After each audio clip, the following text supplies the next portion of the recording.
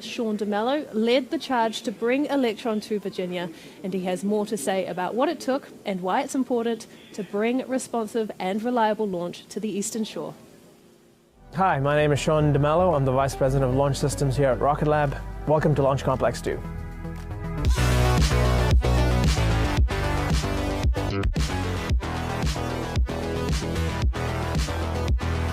We selected Wallops as a location for Launch Complex 2 because of its high launch availability, the strong support from our partners in NASA Wallops and Virginia Space, and incredible support from the state of Virginia to bring this new launch capability to the Eastern Shore for the nation.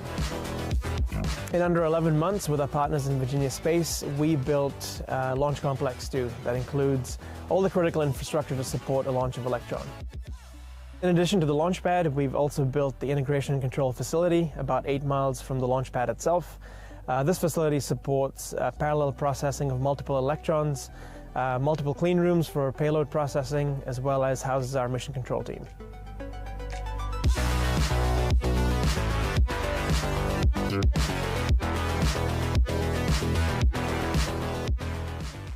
With Launch Complex 2 now operational, we have enhanced our global launch capability to over 130 launch opportunities per year. This provides small satellites unrivaled flexibility to get to orbit. This launch has been a long time coming. The RocketLab team has worked incredibly hard across engineering, operations, safety, regulatory, and compliance to make this all happen. We also have worked hand in hand with our partners in NASA Wallops as well as Virginia Space to make this a reality. So we're looking forward to seeing this rocket lift off.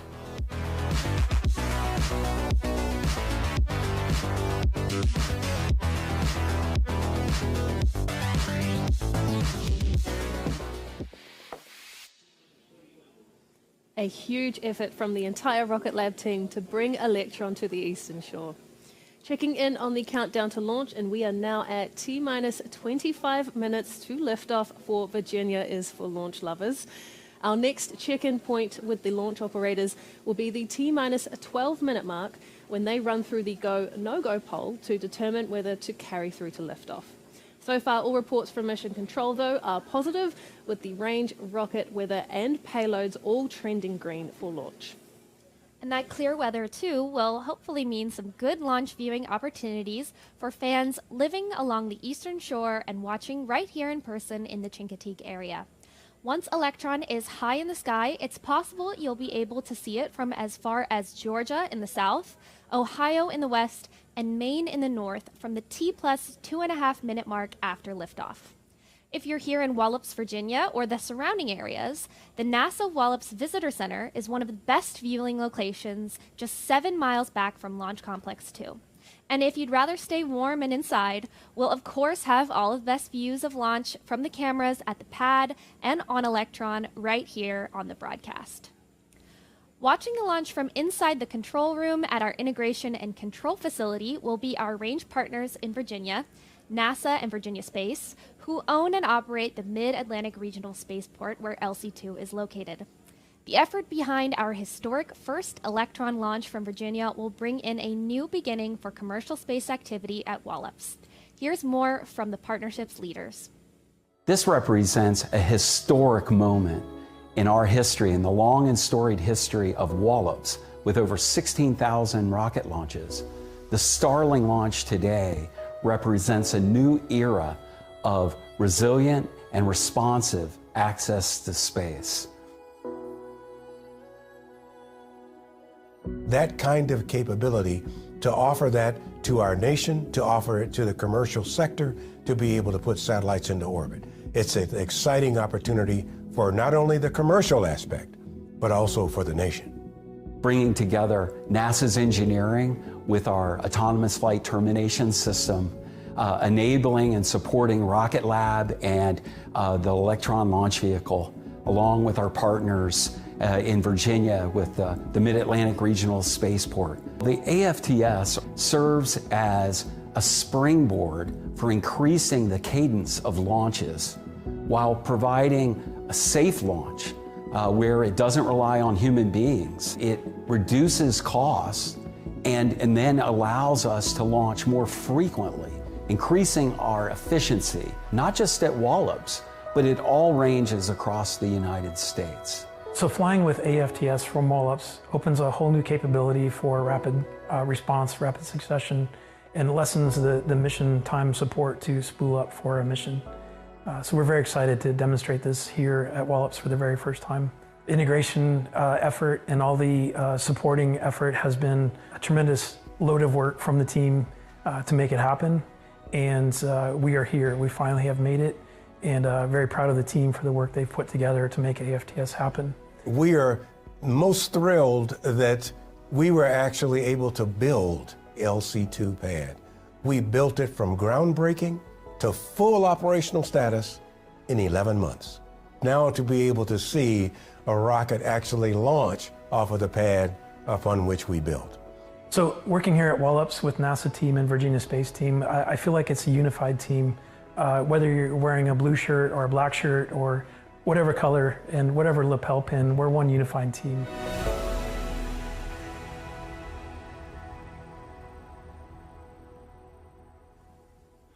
T-minus 21 minutes and counting on the clock for this Virginia is for Launch Lovers mission. Now, it has been a long time coming to launch Electron from LC2. As we heard from Virginia Space in that clip, alongside technicians from Mars, we built the pad and its infrastructure in just 11 months back in 2020. But beyond the site build has been the monumental effort to usher in a brand new system for the spaceport for this and all future launches, an autonomous flight termination system, or AFTS. Now, AFTS is a computer-controlled way of making safety decisions for a rocket once it has lifted off the pad. A small box on the rocket is run by software that follows a set of safety rules. If those rules are violated while the rocket is in flight, then the AFTS will quickly end the mission. We designed and built an AFTS system for Electron and have been running it successfully on missions from our launch site in New Zealand for more than 20 missions. On NASA's range at Wallops, though, flight termination has been a traditional human-in-the-loop system. Until today, that is. After more than 20 years of software and algorithm development, NASA and the Department of Defense will today debut their AFTS for an orbital mission at Wallops for the first time. It's a crucial system that will become open to all range users to help bring down range costs, increase launch responsiveness, widen boundary limits for launches, and support multiple launch vehicles from the range. We are thrilled the AFTS can now be in use not just at Wallops, but across all NASA ranges, and proud to have partnered with NASA and the DoD to debut AFTS with Electron for tonight's mission. To give you a bit of an overview of the mission, in the next 15 minutes or so, Electron will ignite its 9 Rutherford engines and lift off that pad at T0. Now, once we have cleared the pad, it will be a relatively quick ride to space today for Hawkeye 360 satellites, from ground to on orbit in space in under 60 minutes, in fact. Within 1 minute, the rocket will exceed the speed of sound at Mach 1 to become supersonic, traveling at speeds of more than 768 miles per hour or 1,236 kilometers per hour. Around 11 seconds after breaking the sound barrier, Electron will reach max Q. Now, as the rocket travels, it experiences 3 forces: gravity downward, thrust upward, and then atmospheric drag. Now, the apex of all 3 is the max Q pressure point, or what we call when the rocket experiences maximum dynamic pressure. When our operators call that Electron has cleared max Q, they're saying that the rocket has come through the most amount of mechanical pressure it will experience on the mission. A sense of relief for our operators and the reason for why it's highlighted as a launch milestone.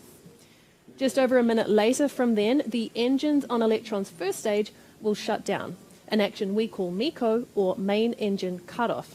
Now, 3 seconds later, the first stage separates from the second stage, and then 3 seconds after that, the engine on the second stage of the rocket lights up and the mission carries on.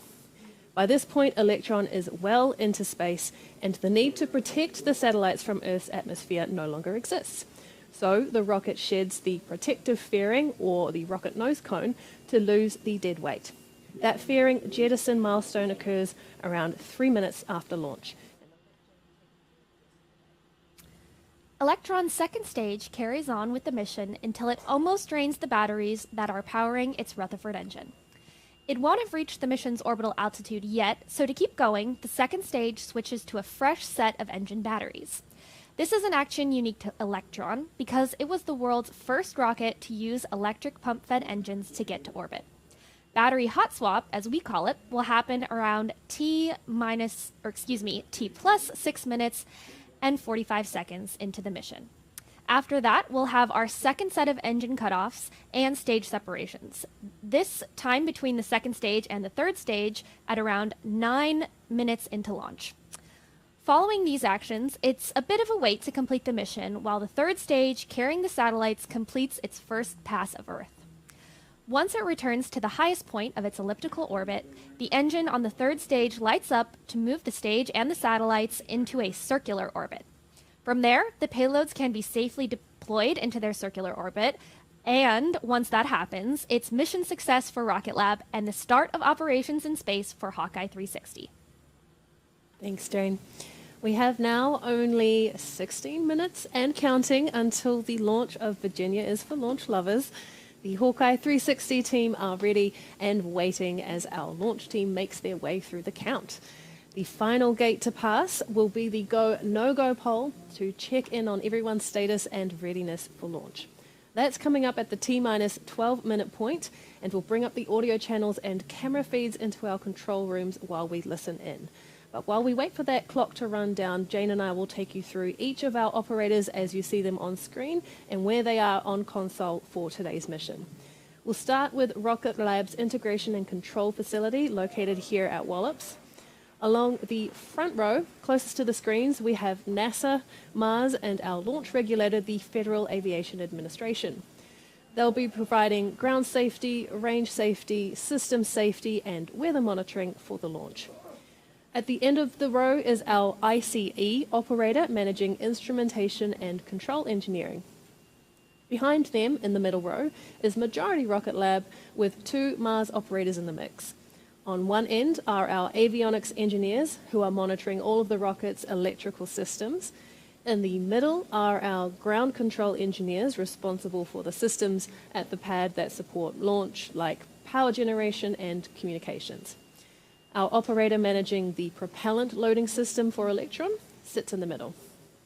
In the back row is mission management, our IT support engineer, our vehicle control specialist called VCON, and the engineer called Stage, who has eyes on the health of the rocket's engines and who watches over Electron's propellant tanks pressures, fuel usage, engine ignition, and firing.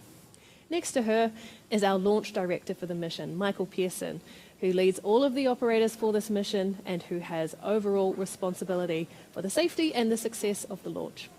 Next to him is his direct support for the launch director role. And finally, we have VP of Launch, Sean DeMello, offering executive support.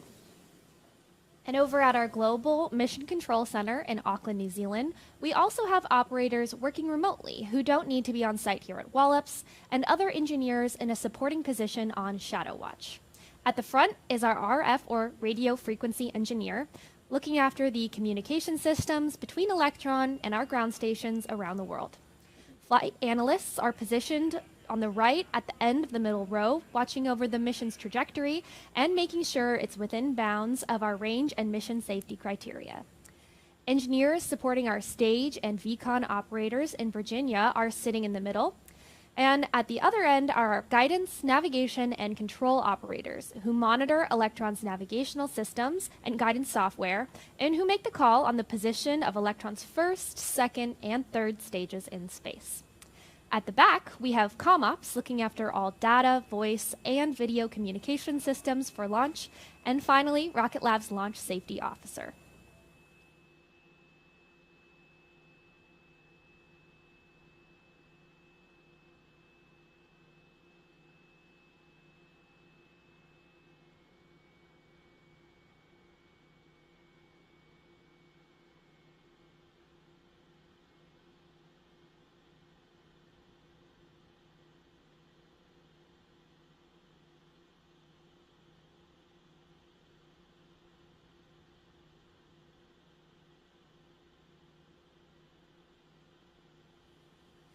All right, T-minus 13 minutes and counting, and we're coming up on that final go, no-go poll scheduled for T-minus 12 minutes.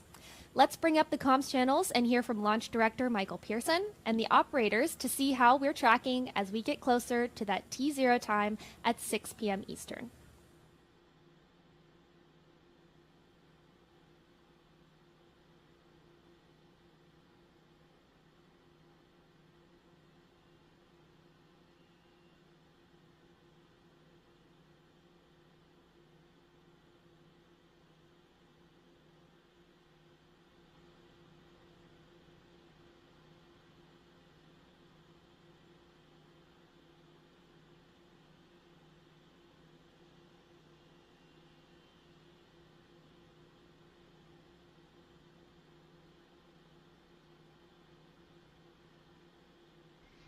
All stations LD on countdown, proceeding with the final poll for launch, go, no-go sequence. Stage. Stage is go. Avionics. Avionics is go. GNC. GNC is go. VCON.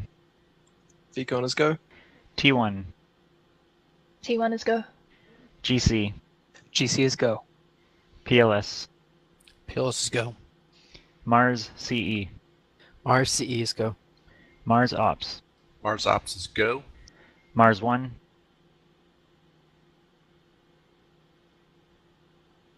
Didn't copy Mars 1.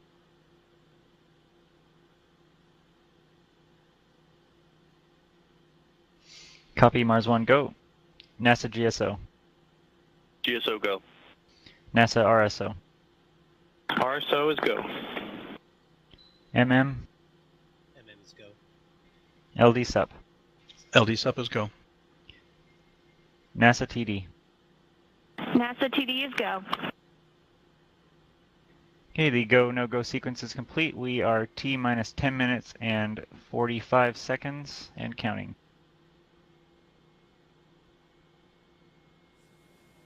And we are out of the poll for the countdown to liftoff of Virginia is for launch lovers with Electron from Launch Complex 2. As you can see, the clock is moving with T-minus 10 minutes, 27 seconds and counting to liftoff. The T0 liftoff time remains 6 p.m. Eastern Local Time or 2300 UTC. As you heard the team confirm there, all systems are healthy, including the rocket and the Hawkeye 360 satellites inside Electron's fairing, and the launch range is clear and ready to proceed. Our launch operators will now work through their final launch pad and avionics checks. These include igniter and hydraulic pressure checks and switching batteries and radio antennas to high power mode for flight. Then the team will make their way through final launch pad readiness checks, including pulling back the strong back to clear the way for Electron in the run down to the launch auto sequence that starts at T-minus 2 minutes.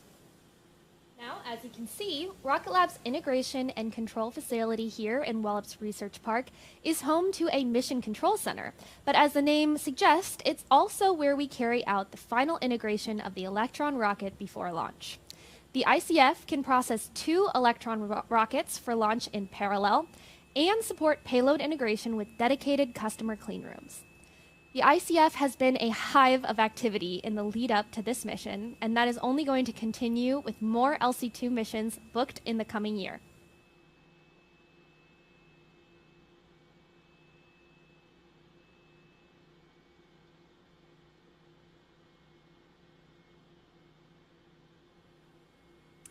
Earlier in the broadcast, we talked about the efforts of the many partners working together to get Electron off the pad today. But with LC-2 ramping up now and Neutron development well underway, the team here at RocketLab in Virginia are the most excited of all. Let's hear from the team about the effort that has gone into getting Electron to the pad.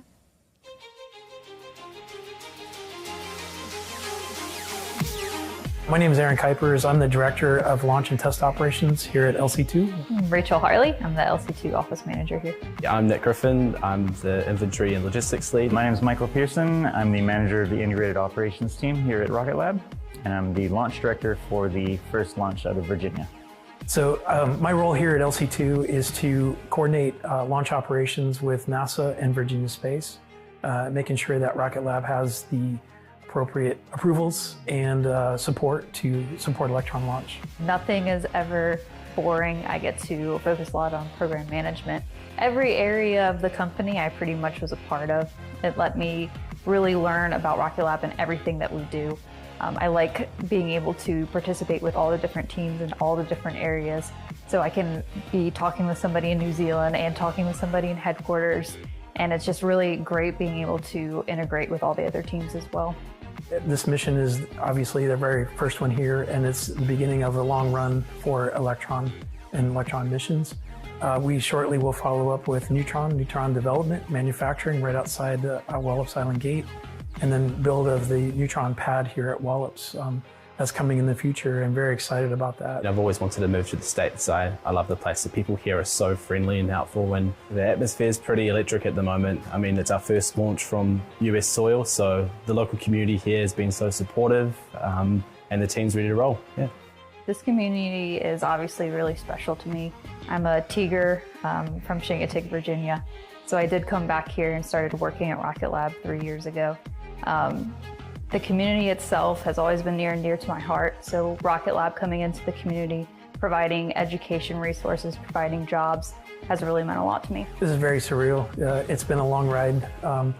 Joining RocketLab in 2018, when the agreement was signed to launch Electron from LC2, we built a launch pad in less than a year, had a rocket on the pad shortly after that, and then waiting for support over that time, and now actually seeing it happen is the best feeling in the world. We're quite lucky with our liftoff time for this mission, so my workday doesn't start till about 8 a.m. Pretty standard workday. Do health checks of the vehicle when we first get on console, make sure that we're happy with all the subsystems. We will put the vehicle vertical, fill it with fuel, we'll fill it with liquid oxygen, and go to space. But to be here in earnest, ready to launch, it's a great feeling. We've got some exciting missions coming here, including the tropics missions, and we've got 2 out of LC2, which is pretty exciting, especially what they're actually going to be achieving, which is monitoring hurricanes and severe weather events across the planet. So that's pretty close to my heart. Just getting this first mission off is going to be great for us. Being able to see this first inaugural one be successful is just going to be the best feeling. Obviously, after this first launch, our cadence is going to pick up, and it's just going to be nonstop crazy, which is always fun.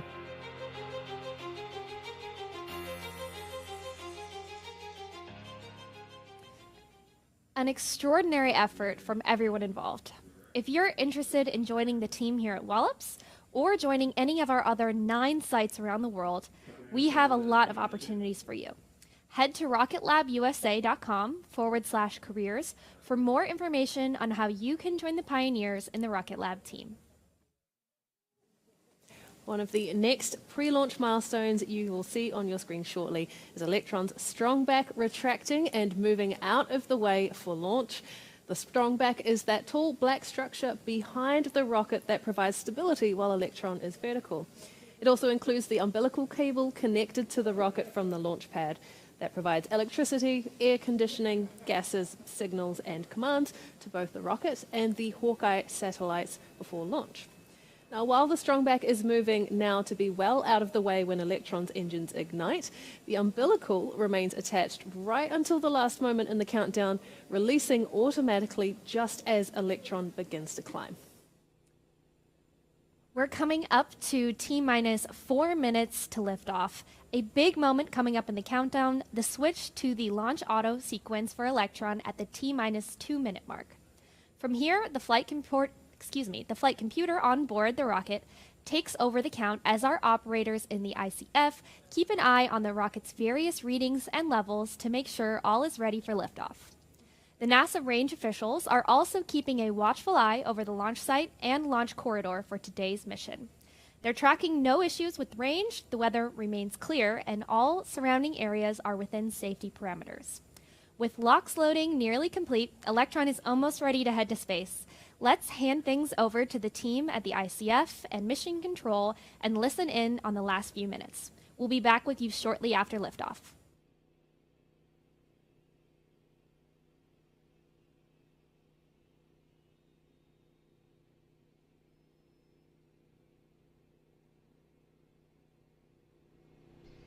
All stations LD on countdown. From now on, there should be no red flags on your critical LCCs.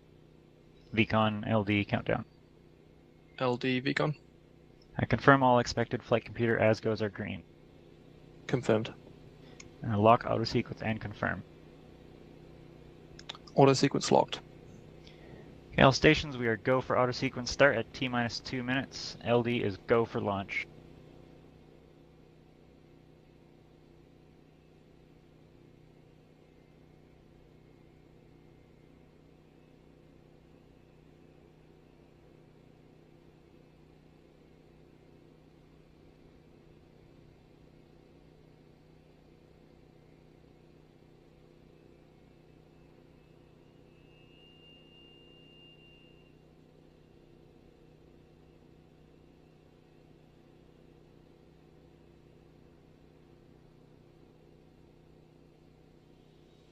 Vehicles on internal power.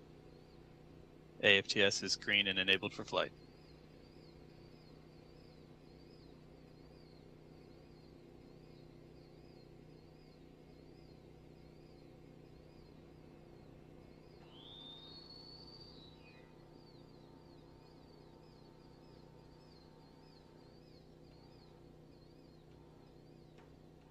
Transitioning logs system into recirculation.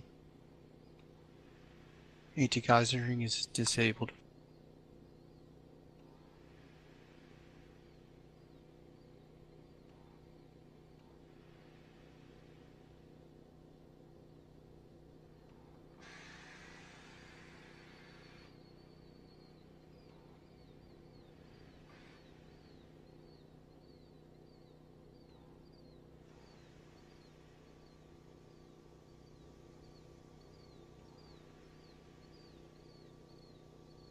Stage 1 and Stage 2 are pressed for flight. High flow engine purge enabled.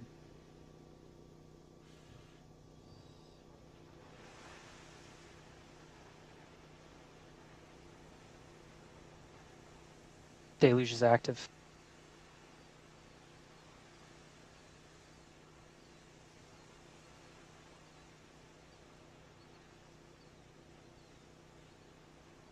T-minus 20 seconds and counting.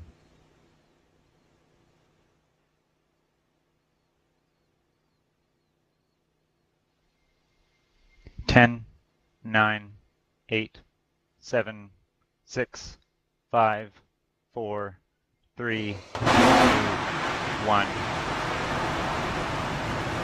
Lift up.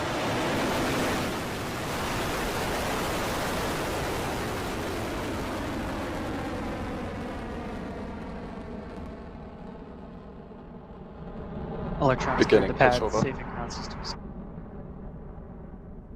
Stage 1 propulsion is nominal.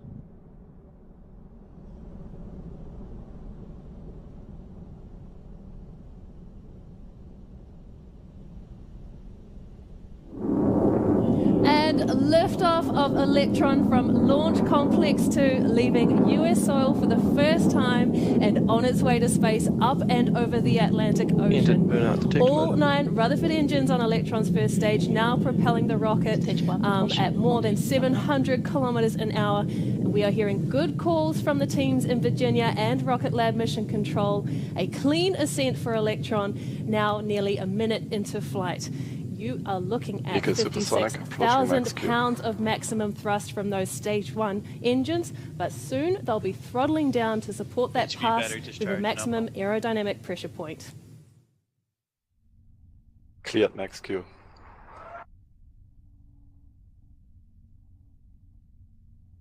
There is the call out. Electron has cleared that first milestone and is continuing nominally.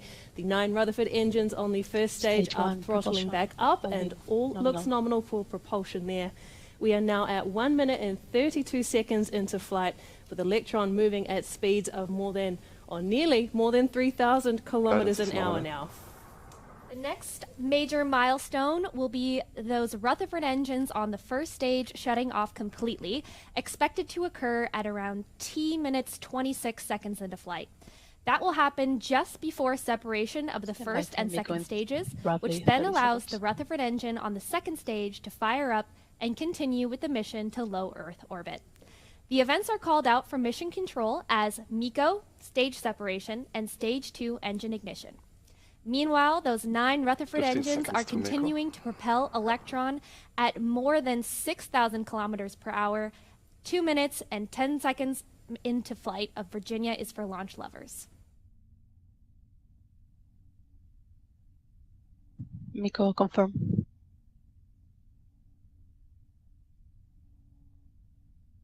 Stage separation successful. Stage 2 ignition.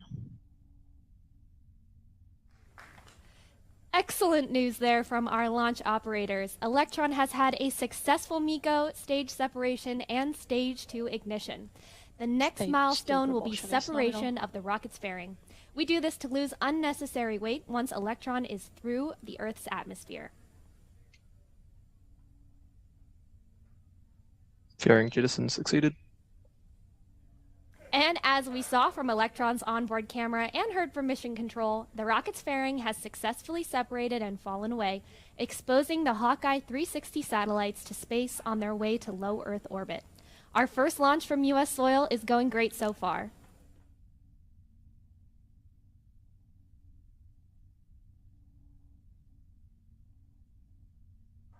Guidance is nominal.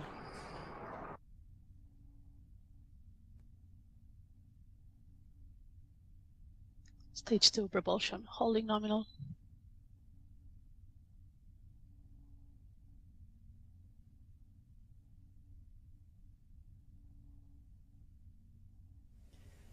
Coming up on 4 minutes into flight of Virginia is HVB for battery launch lovers our discharge is 33rd Electron mission. The rocket's second stage is now reaching speeds of more than 9,000 kilometers an hour, powered solely by a single space-optimized Rutherford engine. The second stage will take the payload to the height of the mission's orbital altitude before it separates with the kick stage, which will carry on to insert the mission into a circular orbit. Before that, we'll have a few more mission milestones to complete, including a swap of the batteries for the second stage engine, engine shutdown, and then final stage separation. Those events are coming up at around the 6 and 9 minute marks into launch.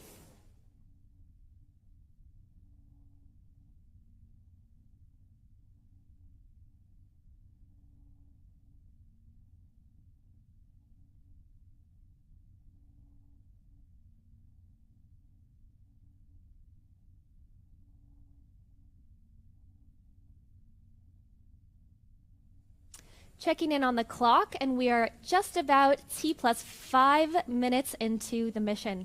Hearing nominal calls here from our launch operators in Mission Control in Virginia and Auckland.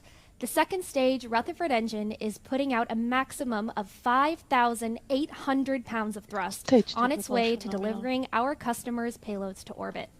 At liftoff, the rocket weighed about 13 metric tons altogether. But since it's shed its first stage that stored the majority of the mission's propellant, along with 9 of those Rutherford engine, Electron is down to 1/5 of its liftoff mass, enabling that second stage engine to propel Electron past 11,000 kilometers an hour.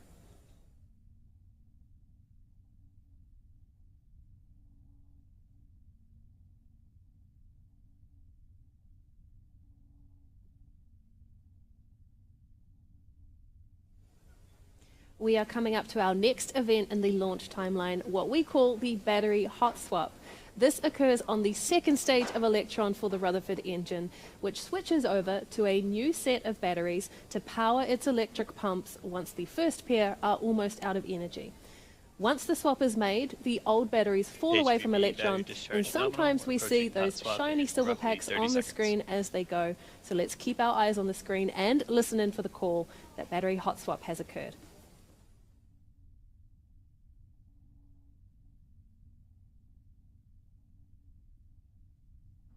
Throttling down.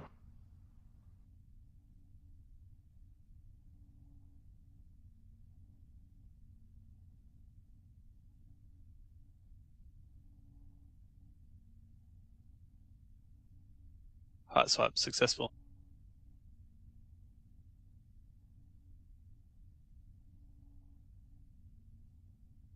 Battery jettison confirmed. Our vehicle AFTS control is operator there reporting that the battery hot swap was successful, and Guidance so is nominal, continues 2 our minutes remaining. Virginia is for launch lovers mission. The second Stage stage two propulsion Rutherford still engine holding is firing nominally and propelling Electron past 16,000 kilometers per hour, with that new high voltage battery discharge holding nominal. That second stage and the Hawkeye 360 satellites are now at an altitude exceeding 300 kilometers. Electron will continue with this ascent for the next 2.5 minutes until we come up on some of our last actions to complete this mission for Hawkeye 360. They include the shutdown of the HVV second battery stage discharge engine, holding nominal. followed by separation of the kick stage carrying the payloads so that it can begin its first orbit of Earth before our scheduled payload deployment, expected at around 57 minutes and 18 seconds into flight.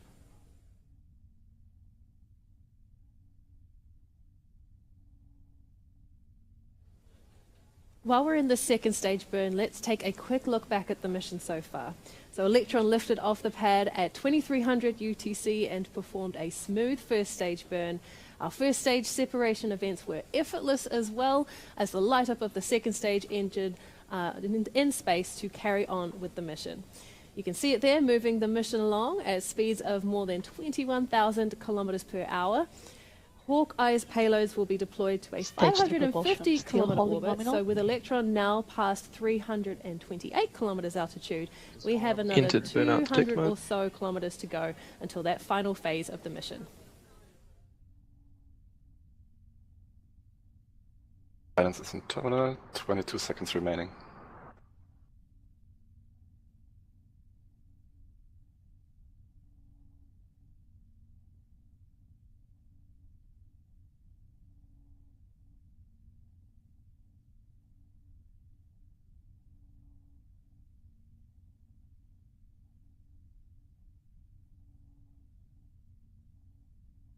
SECO confirm.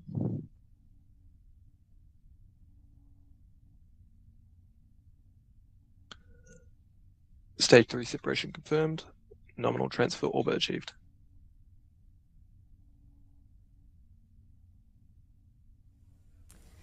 And that is SECO and stage separation confirmed.